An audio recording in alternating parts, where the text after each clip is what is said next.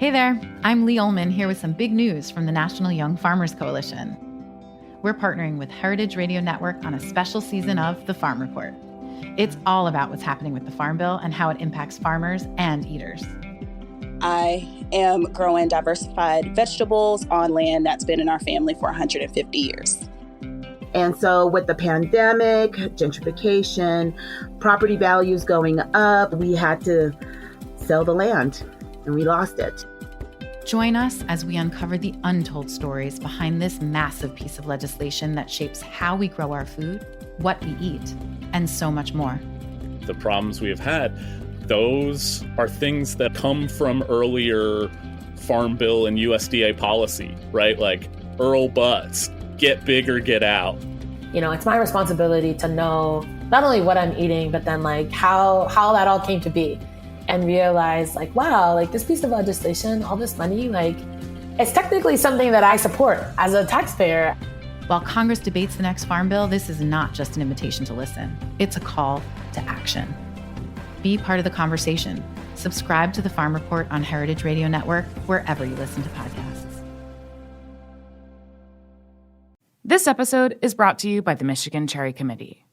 Representing 75% of the U.S.-grown Montmorency tart cherry production, with over 100 articles published in health journals stating the vast health benefits of Michigan's superfruit, it's best to choose the cherry with more. U.S. Montmorency tart cherries. They're available year-round, dried, frozen, canned, juice, and concentrate. Learn more about the wonderfully U.S.-grown Montmorency tart cherry at choosecherries.com.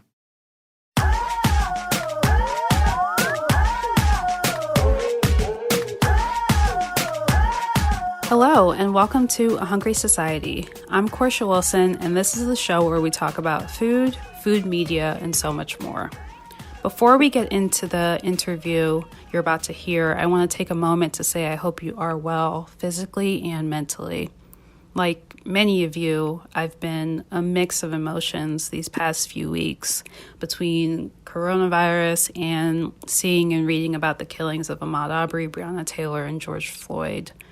It's been disturbing and especially traumatic for Black folks. This show is, on its surface, about food, but it's also about the ways in which the food system systematically shuts people out and others them, and that happens to Black folks more often.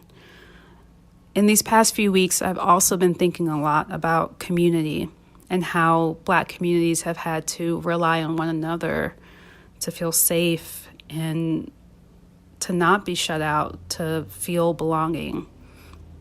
So in some ways, this interview that you're going to hear is right on time. Our show today is an interview with Derek Kirk, the founder of soulPhoodie, an online community that focuses on Black stories in food and beverage.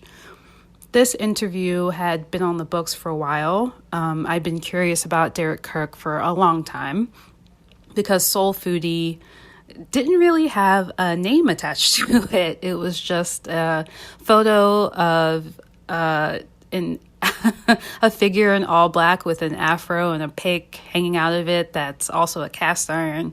It's a really iconic little piece of art that's on all these social handles that's sharing all this great information about all the beautiful work that Black chefs, Black restaurants, Black winemakers, Black writers are doing in the food space right now. And I've always been very curious about who was behind it.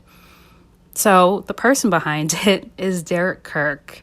And you're going to hear Derek talk about building this community and how the impetus for the site was actually a Facebook poll where he realized that people could only name 3 Black chefs as part of the current food landscape. Since that day, he's built a community of 92,000 food lovers who follow his accounts to keep up with and learn more about the Black food world. I hope you like this episode, and I hope you follow soulPhoodie. That's SOLPHOODIE, which is such a dope name. I hope you follow them on Twitter, Instagram, and Facebook. And keep an eye on the website, too. That's the same spelling.com, because as we discussed in this episode, there's going to be some content that's going to be produced on that site about Black culinarians, and it's going to be expanding the brand as well. So I hope you're well, and thank you for listening. I'll catch you next time. Derek, thank you so much for being on the show. Welcome to Hungry Society. Portia, I am genuinely excited to be here today and have a little talk with you. Yes, I feel like I'm talking to like a mysterious food critic / like incognito, like I don't know, like you have like this online persona of soulPhoodie, and it's so interesting to be like talking to the person behind the Afro icon. Okay, all right. No, it's interesting. I soulPhoodie has been a side passion of mine for about 4 years, and I know we want to talk about how I got started, but I occasionally run into people over the last 4 years in my travels, and somehow it gets out about soulPhoodie, and they've been followers, and they're like, "You're not what I expected the person to look like." Some people think it's more thought it was a 20-year-old female, and when they see a middle-aged 6'4" middle-aged black man, they're surprised. So I get that all the time when I uncover myself. Uncover yourself. Well, it's great to talk to you. I definitely want to talk about the start of soulPhoodie and like the impetus for starting this brand online. Yeah, I wish I could tell you there's a long involved story behind that. There is not. It actually started it's been about 4 years now. I think it was the summer of 2016, and my mom had just passed away, and I was struggling. Um, felt a little unfulfilled. I was in a job that I absolutely hated, and my girlfriend and I went on a little weekend getaway to Miami. Was looking for something to do, and I attended an influencer workshop. Shout out to Felicia Hatcher and Stark Smith. You might know Stark as the hungry black man, but they are black tech leaders.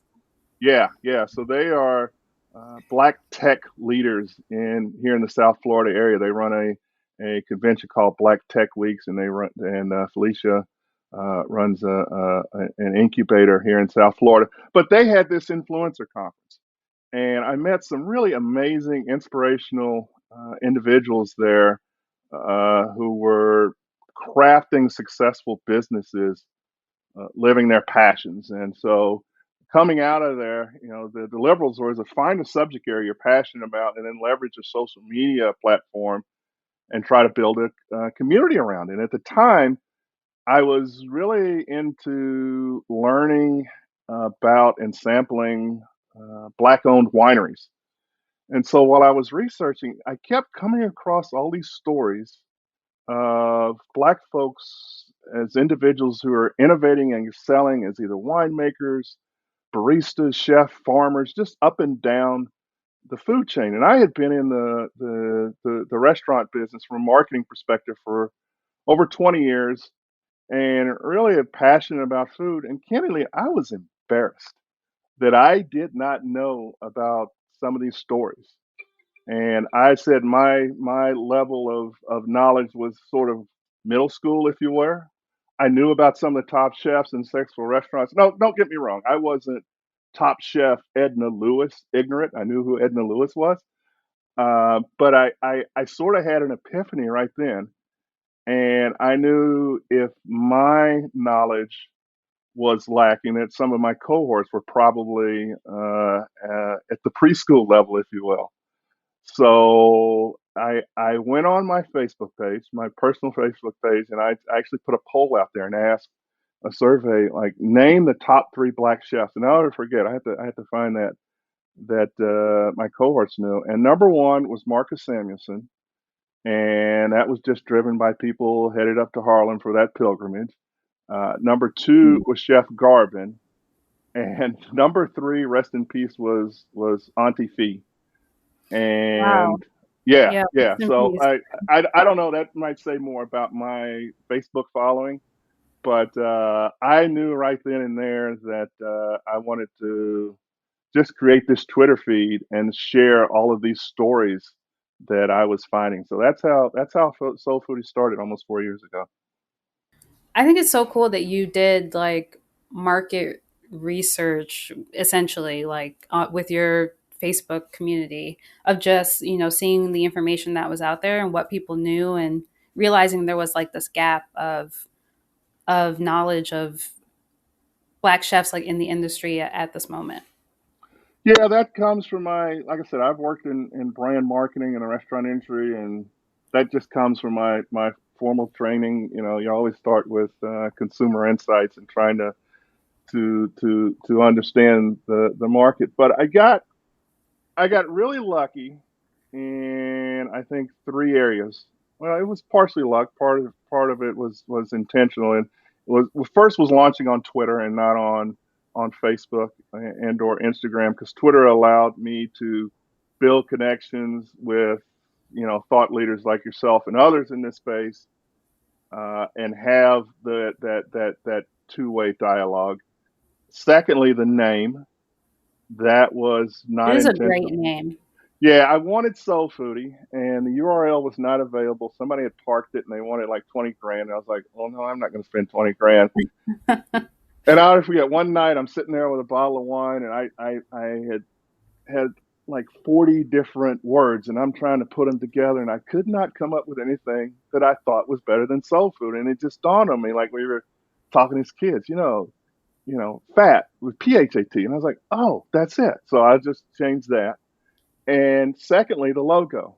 So shout out to my boy Corwin Carter in Atlanta, who actually came up with that logo that's been iconic for the brand. Yeah. And speaking of the brand, starting on Twitter, with that just desire to tell these stories and let people know, you've now grown to nearly 92,000 followers. It's really amazing. Like, why do you think so many people follow Soul Foodie, the account, and like, what do you think it speaks to that was missing in the landscape before it came around? I think there was just a dearth in the market, and people are inquisitive and want to hear these stories. Now, the other thing is I'm consistent. For 4 years, I send out 25 to 40 tweets a day. A lot of them are repeats, and people nag me about that. But we know on Twitter, a tweet lasts a minute or less. Mm. So, I can easily retweet. But I think there was just an opportunity in the market, and people were craving, no pun intended, this information. And I tell people, a lot of people's perspective of black foodways are just the traditional, oh, okay, it's soul food, it's barbecue, it's chicken wings, it's fish. We'll really ramp it up around Juneteenth or for Black History Month. And I always use the example of beverages. So I said, think about this. At least what I learned from you think about it from the spectrum of beverages, starting with spirits and the whole story of Nearest Green that most people didn't learn about until 2 or 3 years ago. You move to wine, and I think about Andre Mack and what he's been able to achieve with his winery. There's a lot of people that do not know about him. Then there's a couple of hidden ones that people don't know. Are you familiar with Annie Johnson in home beer brewing? You heard of No. her? Okay, Annie Johnson, I think she lives in somewhere in the Pacific Northwest, and in 2013 or maybe 2014, she won the National Home Beer Brewing Championship. This is a Wow. sister. Yeah. Beat out all those beard wearing hipsters, in the country, and won the National Home Beer Brewing Championship. You move over to coffee. Have you ever heard of Lim Butler? No. Okay, Lim won the National Barista Championships for like 5 years in a row. This is Wow. a dreadlocked brother. I think he lives somewhere in Ohio. So those are a couple of the stories that I've found over the years, and I elevate those, and people just like, wow, that's interesting. I want to know more about this individual. And they were out there, but they were in, Lim's story is prevalent within the barista publications, but in a lot of cases it didn't bubble up to mainstream. Yeah. It's as a Black food writer who has been retweeted by soulPhoodie, I can't thank you enough. I just want to take this time to say thank you. And I know a lot of other Black food writers feel this way, of really appreciating the sharing of the stories that we write and the people that we write about and the stories that we tell. It gives us a boost in terms of visibility, and it also helps us be able to tell these stories more, for publication. So just want to take the time to say thank you. No, you're welcome. You're welcome. And that I tell people all the time, and I know you and I have had this discussion. I don't consider myself a thought leader in this space. My role is to take these stories and share them and amplify and hopefully continue to build a big audience. But it's people like yourself and Adrian Miller and Michael Twitty and Tony Martin and Nicole and Aaron Hutchins. You all are the thought leaders. I just do what I can to help amplify these wonderful stories that you tell and expose it to a larger audience. So you also advocate for, like, a big part of the soulPhoodie brand, I would say, is you always see Black owned restaurants being like featured heavily. And it's like, this restaurant is in Philly or LA or Florida or Houston. Can you talk about like advocacy being a part of the soulPhoodie brand?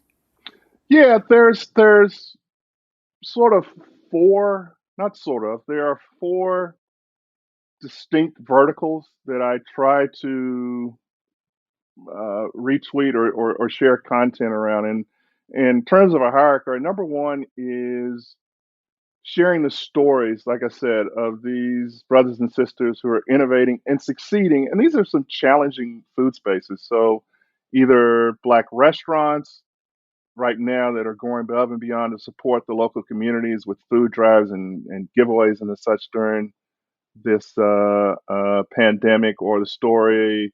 There's a group of brothers. I don't give them the pronunciation right. It's Burrow Brothers. There are three brothers in Louisville, Kentucky, who have started their own line of bourbon. Wow. So Burrow in terms Brothers? of, Burrow Brothers? yeah, yes.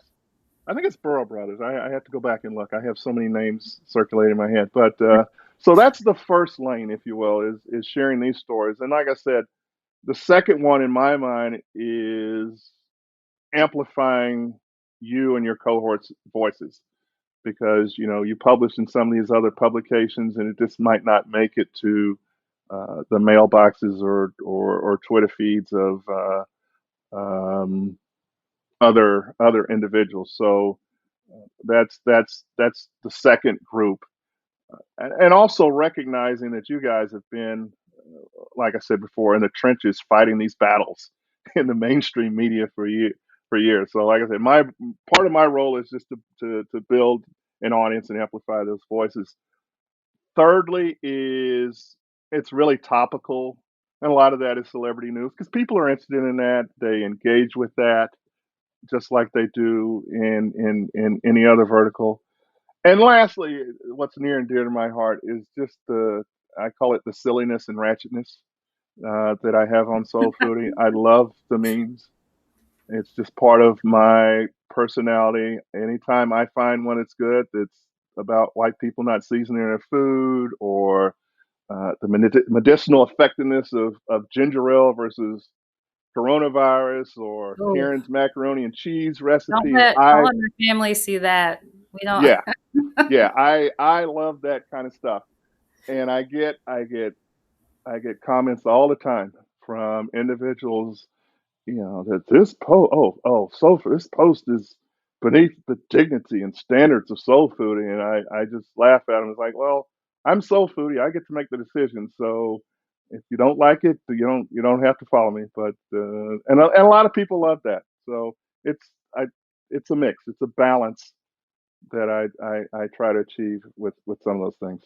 At the end of the day, it's food. And you and I had this Right. discussion. I think it can be so serious sometimes, especially in some of these black food media spaces. And I understand why that is, but at times it can be fun as well. Yeah.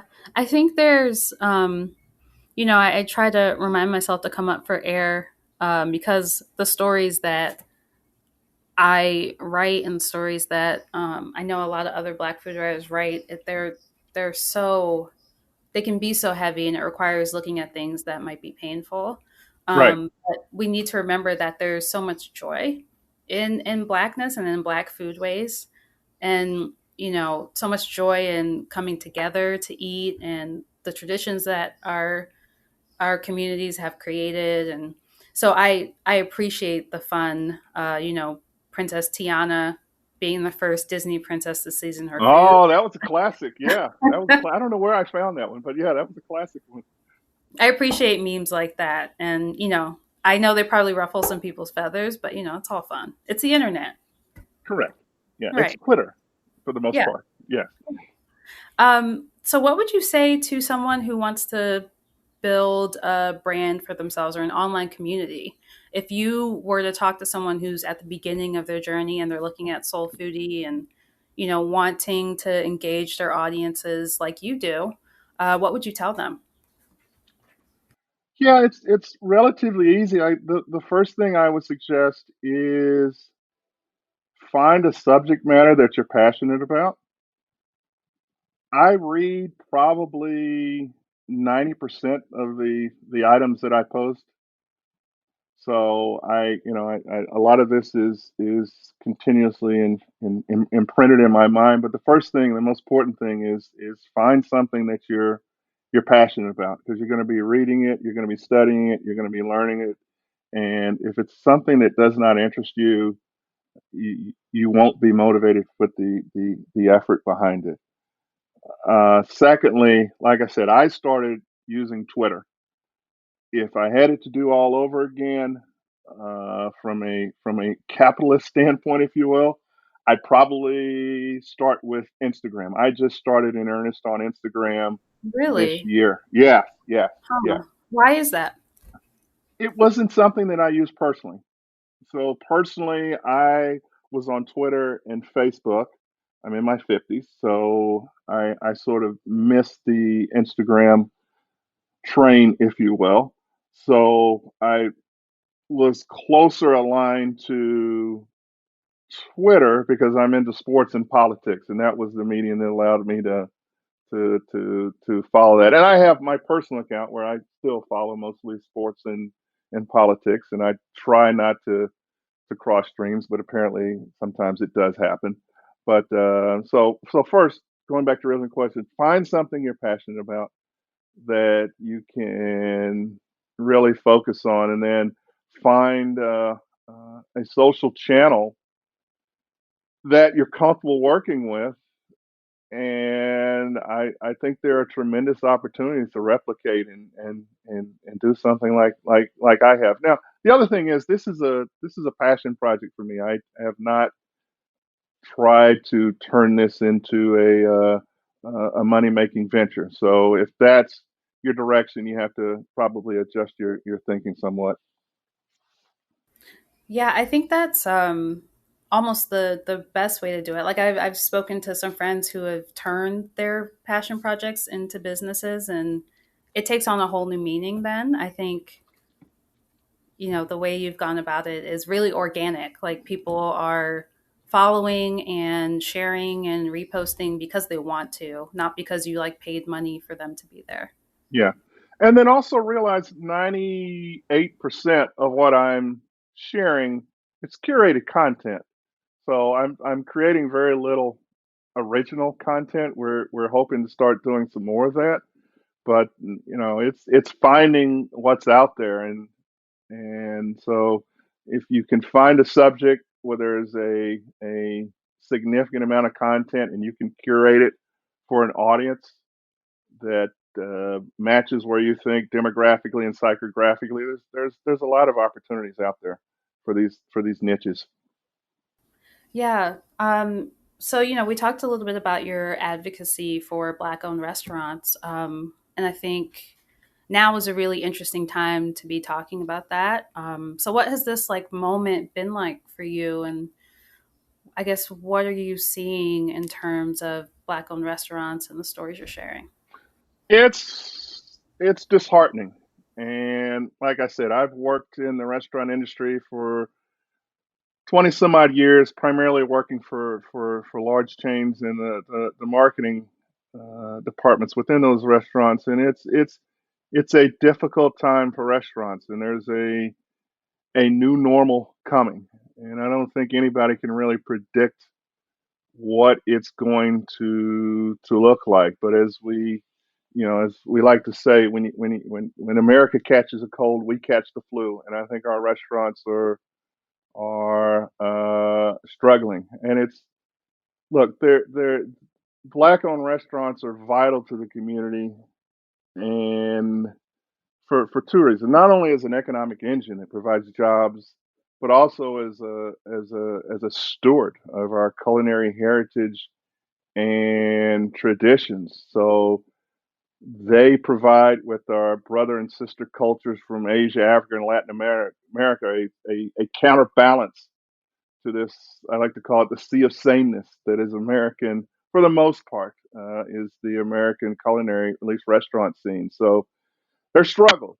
They did not receive the benefits from the PPP loans, and I would also say you have to understand that most of our restaurants were challenged even before the pandemic.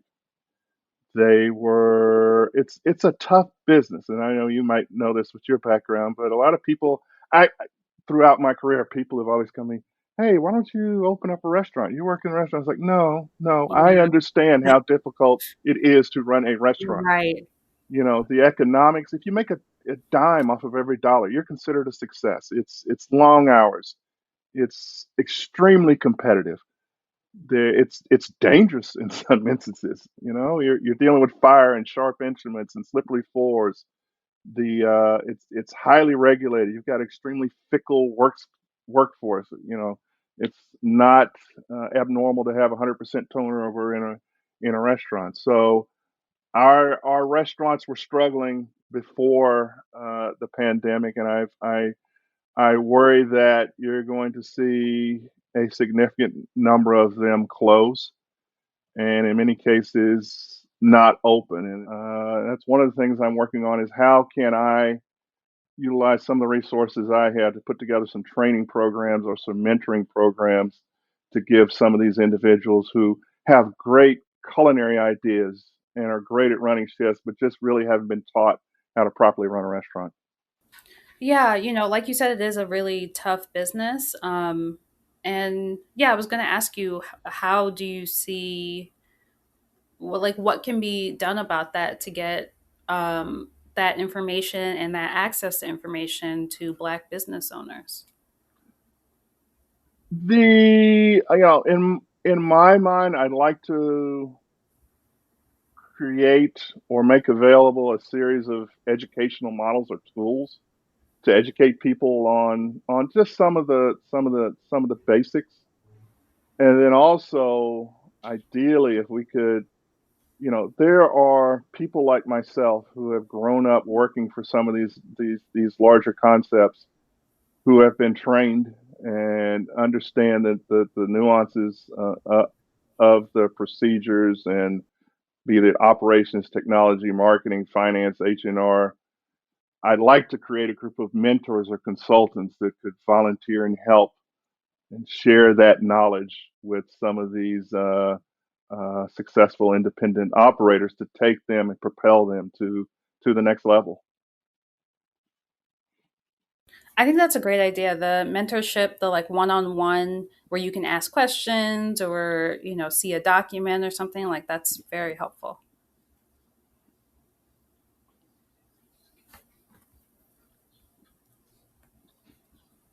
Hello? Hello? Oh, I'm sorry. You dropped off for a while. I'm sorry. Oh no. Okay. No, I was saying I agree with you. That's very helpful.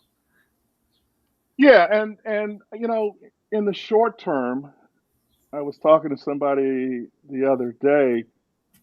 We need to be supporting our restaurants, and there's a lot of ways you can do that. And in the short term, I would say making sure you're following on social media as many of your favorite restaurants as you like, and more importantly, sharing that information with your followers on all the different platforms. Are you subscribing to their email newsletters?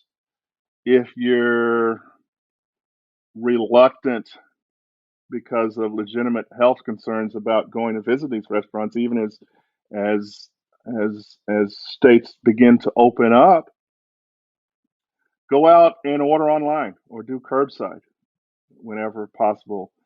Try to, or I wouldn't say try to, avoid the third party delivery apps and get out there because they charge some enormous fees that are detrimental to the P&Ls of some of these restaurants. Purchase gift cards. That's another thing. I was advising a local restaurant here. They didn't have a gift card program. We got them a digital one up, but this is one of those sweet spots during the year. We call it dads and grads for graduates and for Father's Day. Mm-hmm. Purchase gift cards. But I would say continue to patronize those restaurants. Oh, my girlfriend, we just discovered that there was a Jamaican spot that has been here for like 6 months in our area here in South Florida, in West Palm Beach, that we didn't know. So she just went and did curbside, and we bought meals for the next 2 days, and we'll put it in the refrigerator, and we'll have. I don't know what we get. Well, I'll find out when I get off the cast here. Yeah, that's great advice for people for looking for ways to support their local businesses. So, 4 years of soulPhoodie, what have you noticed in the landscape? Have you seen any changes since you started, or do you think that there's more that needs to be done? I'm curious what you think of the landscape right now. I think it has gotten, at least from my perspective. Like I said, I can't speak to you guys because I call you guys the thought leaders. You're in the trenches out there. But from what I see a lot more unique stories than some of the old familiar themes. I see some publications going a little deeper, a little broader. I think there's tremendous opportunity to go even deeper and broader. And I'd like to grow and build the Soul Foodie brand so I could begin to illuminate some of those stories.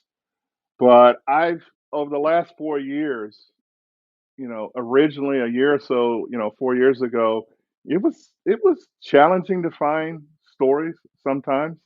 Now I find I'm filtering through things and saying, you know what, that's just not appropriate for Soul Foodie, or that's not interesting enough, or it doesn't intellectually appeal to my palate. So I'm seeing it broaden just a little bit from where it was 4 years ago in terms of content out there, and a lot of that is coming from some of you and your cohorts and some of the emerging publications that I see out there. That's really good to hear. I'm glad you think it's, getting better and, not getting worse. What do you feel? How do you feel? Oh, I think we still have a long way to go in terms of, I was about to say ubiquity, but that's not quite the right word. But in terms of complete equity, in terms of how Black stories are told in Right, publications, I think it's still, and with a lot of other cuisines as well, it's still treated as this sort of like eccentric thing that's not, normal food. It's this different thing that you don't, they assume you don't know about. right. Um, And so Right. the tone is like, have you ever had a Jamaican beef patty? And it doesn't need to be like that because a lot of us have had that. Um, but I agree. I think things have improved definitely, but I think we have a long way to go. I would concur. Yes. So we're going to take a quick break and we'll be right back with more with Derek Kirk of Soul Foodie.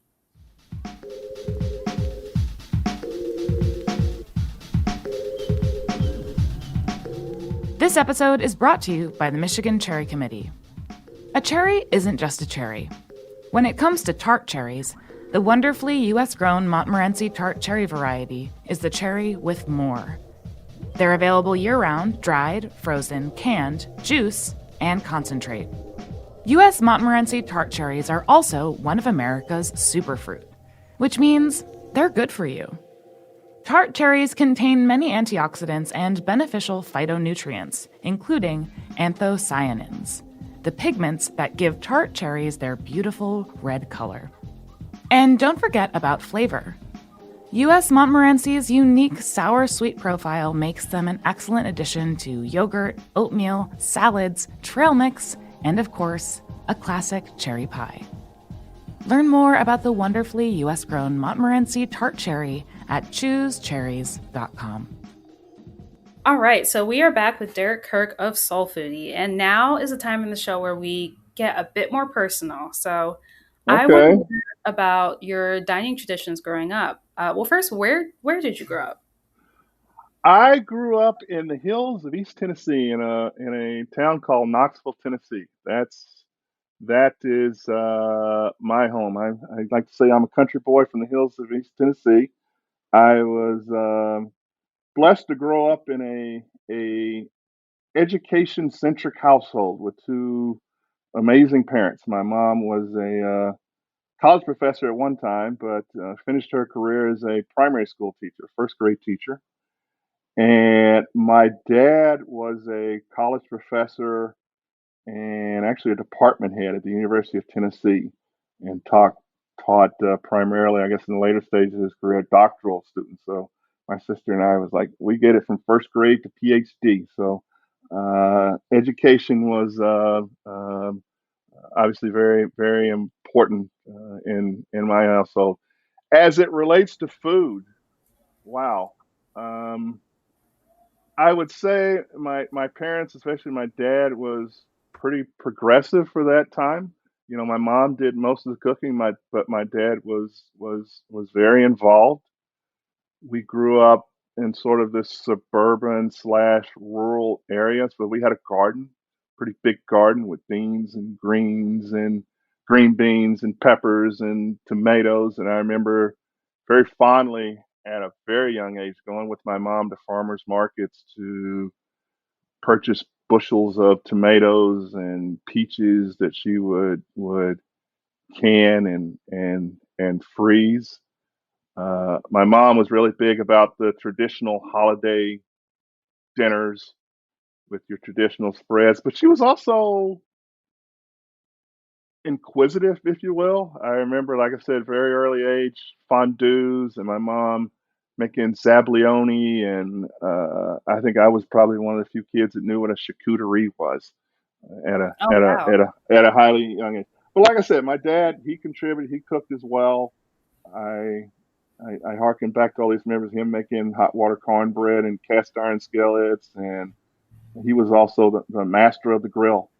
So he was the barbecue master in the backyard. So I grew up. We didn't go to a lot of restaurants when I was growing up. I have some fond memories of a couple of restaurants in the Shreveport, Louisiana area where I was born. That's my maternal home, and that's where my mom grew up. So we used to spend some time there. But in Tennessee, restaurants weren't a big part of our life. We ate mostly at home.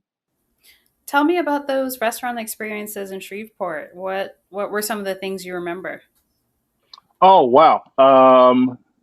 So two specifically that I can talk about. There's a. Are you familiar with stuffed shrimp from Shreveport. Have you heard of that? No. Okay, so it is an iconic dish from Shreveport, and it started at it's closed now, a restaurant called Freeman and Harris. It was black owned, and it's these amazing. There's still restaurants there. They actually have a stuffed shrimp festival, but I remember as a kid there these jumbo shrimp. They're shaped like little torpedoes that are stuffed with a crab mix and holy trinity and fried, and they're usually spicy. And they were, like I said, even as a 4, 5, 6 year old, I remember eating those. And then the other one was this barbecue place that is so firmly imprinted in my mind. It was called Silver Moon Barbecue, and they say smell, I think, is the most memory evocative sense. I can remember just as a child walking in there and just the smell of the smoke, the haze in the air. They used to have these these ribs, these slabs of ribs in this glass case, and my dad and my grandfather would have this brown bag, and you'd see the little grease stains on the side. And we get home, and I like I said, I just remember the taste of that barbecue. Oh, that sounds amazing. That sounds And really I think good. they're out of business too. I remember talking to somebody when I was in Oh Louisiana. man. Yeah, both of these, but yeah, the Shreveport stuffed shrimp. You should look at that. It's an iconic. I guess it is probably the food of Shreveport, and it was started by a black-owned business called Freeman and Harris. Okay. Yeah, I definitely have to look that up. I mean, well, shrimp one is amazing, and anything with crab. Crab's my favorite thing. So you had me at crab. It Yeah, they're sounds. really good. I tried about a year ago. Had some folks over, and there's a couple of knockoff recipes, and I tried to make it, and I could not replicate what I remember as a child. Oh no, I'm sure it was still good though, right? It Or was. It was excellent. Yeah. good, good. So tell me about what your days are like now, I guess, like in quarantine, like what are you looking to for inspiration? Are there any books or TV shows or like music you're going to like keep yourself inspired right now? No, it's like a lot of people.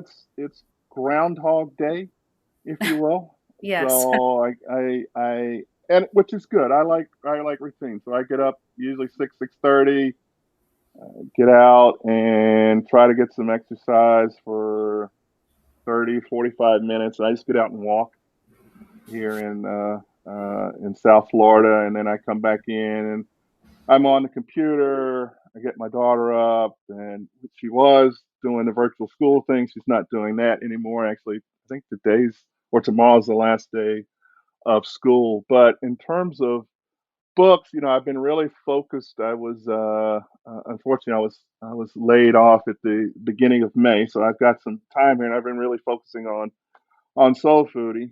And in terms of books, haven't been reading much. Oh, you know what? I've really started to immerse myself in, and my daughter's driving this, is TikTok. Yeah. Uh, so I think I told you I missed the Instagram opportunity. I got to it late, but my daughter is just enamored. It's a little frightening. So every Sunday we get up and we share our screen times on our iPhone. The amount of time she's a great student, so I give her a pass sometimes. But the amount of time she shares on TikTok. So I started following it and trying to understand this at least from well, but from Soul Foodie. How can I leverage this Mm. channel? And Hmm. like I said, I'm catching up on Instagram. So how can I? So I read it has actually been the most downloaded app in the Apple Store since the pandemic started. I The believe TikTok app. it. Yeah, yeah, Um, and it's not just Gen Z. It's millennials and boomers who are starting to yeah. get into it, and I've just been sort of immersing myself. So Sunday, we were sharing. She's like, "Dad, you were on TikTok for 3 hours last week. What the heck's going on?" Yeah, it's like, Right. well, because I'm learning, and there's been some interesting. I found, and I put it up on Instagram yesterday. There's a gentleman. His name is Jerron Combs, I think it is, who is in prison. I want to say somewhere in California, and he's built a cooking show on TikTok, and he's got hundreds of thousands of followers, and he shows how he procures all these different ingredients, how he's rigged a hot plate within his cell and makes tacos and stuffed burritos and bakes cakes. Oh wow. So there's it's I'm not proud to say that I'm a middle-aged man who just discovered TikTok right now. Hey, I the first week of the pandemic, I downloaded TikTok because my younger half siblings, they're all Gen Z, and they just kept sending me link after link after link, and I got tired of looking at it in Safari, and so I downloaded TikTok, and I would say maybe 2 weeks later, I was sending them link after link after link. It's addictive, and it yeah, really is. the creativity that is on there. And it's funny. Sometimes it's a little inappropriate, but at least I think for some children. But it's a unique platform. Yes, I can't wait to see the soulPhoodie TikTok. Okay. the music videos for soulPhoodie. I hope those are coming soon. Give me a few weeks. I've got, like I said, I have to continue to navigate, and I've got some higher priorities right now. But it will be coming, I promise. Yes, and I want a viral dance to go with. No, you don't want that from me. Believe me, you do not want that from me. So my last question for you is about your dream dinner party. Who would you invite? What would you eat? What's the atmosphere like? What would your dream food celebration be? Yeah, I was thinking about this last night. So it would be at my dad's home, the home that I grew up in Knoxville. It'd probably be outside. And I would not invite any famous people. I would want both sets of my grandparents to be there. My maternal grandparents, Beryl and Lonnie Davis from Shreveport, and my paternal, Henry and Georgia Kirk from Nashville. And my dad would be there, and my sister, and her husband, and me and myself and my girlfriend, and most importantly, my nephew and my daughter, because they never really knew those individuals. And I never knew them as adults. And I would just love to take a couple of hours to just pick their brains on growing up, what motivated them, have them share those stories about my parents when they were children, and have my daughter and my nephew hear those stories. So that would be my dream dinner. Now, in terms of food, everybody, I just like to do like a potluck. So, everybody would bring their favorite dish, because I don't even know. It was funny. I in terms of drinks, I would love to have wine there, because I'm into wine. Any specific vineyards or grape or? No, just an assortment, probably from black-owned wineries. So something from Andre Mack or Brown Estate, or some of the other wonderful black-owned wineries out there. And I was thinking, my sister and my brother-in-law, they're into some of the bourbons and whiskey, so they'd probably think that. And I asked my dad, if he knew what my grandparents drank, and he said none of them drank anything except his mother drank dandelion wine. And I was like, what the hell is dandelion wine? So I had to go look that up, and it would just be a potluck, My mom would set the table, because she used to have these amazing table settings, and we would just sit about, for a couple of hours, and I would just listen to my grandparents talk about their childhood and their lives and and growing up, and share those stories with especially with my daughter and my nephew. Yeah. Is there any specific music playing that you'd want to hear or anything like that? Yeah, Dad would be in charge of that. My dad's a Renaissance guy. He's got a collection of at one time, it had to be damn near 30,000 albums. Oh, wow. Oh yeah, jazz, R&B. So he would, and he would break out the record player, and we just let him be the DJ for the evening. That sounds really, really lovely. Yeah, I've been missing, well, going out to eat one, but also, just seeing friends and having a get together over food. It's, I miss those days. Yes, we haven't had one of those. We just started going out to restaurants. I think it's funny. I was out teaching my daughter to drive, and we hadn't been to a restaurant in almost 2 months. And we came by Chick-fil-A, and I was like, you know what? I'm going to teach you how to do drive-through. That's part of the driving experience when you live in California. And she's a vegetarian now, so she didn't get anything but fries. And I just love they have these lemonade ice cream drinks, frosted. I don't know what it is, and we just had one of those.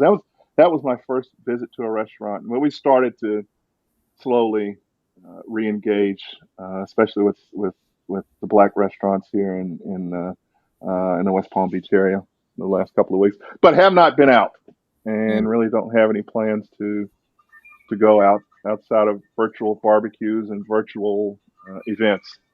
Yeah, and so many Zoom calls. So many. Yes, Zoom calls. Well, Derek, thank you so much for being on the show. It's been really good to chat with you and hear more about the man behind soulPhoodie. Well, Portia, thanks for inviting me. I've enjoyed the conversation, and I look forward to having further discussions. Yes.